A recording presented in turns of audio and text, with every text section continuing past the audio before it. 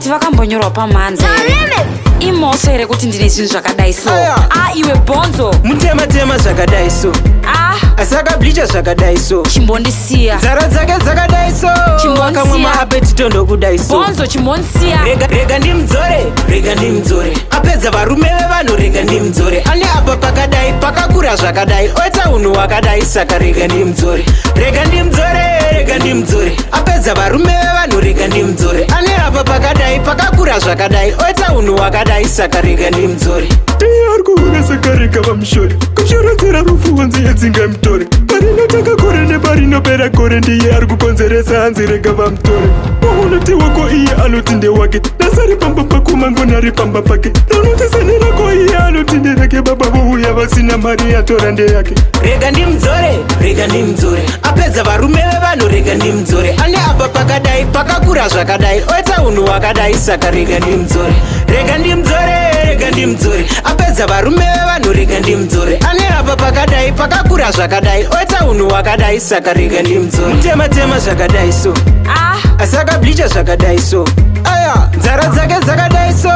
akamwa maapetito ndokudai so bhonzo chimbondisiya ndiye one baby yaunganidza madhara aiwa pane shavira kamugara ndanzwa rimwe richiti ini ndichamutsara zvinonaka zvinouraya rega ndimdzore apedza varume vevanhu rega ndimdzore ane apa pakadai pakakura zvakadai oita unhu hwakadai saka rega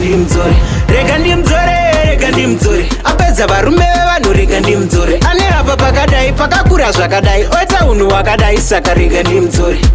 ari kuona saka rega vamushore kushoredzera rufu wanzi yedzinga mutore parinotanga kore neparinopera kore ndiye ari kukonzeresa hanzi rega vamutore waunoti wako iye anoti ndewake nasari pamba pakumango nari pamba pake ranoti sene rako iye anoti ndereke baba vouya vasina mari yatora ndeyake rega ndimdzore apedza varume vevanhu rega ndimdzore ane apa pakadai pakakura zvakadai oita unhu hwakadai saka rega ndimdzore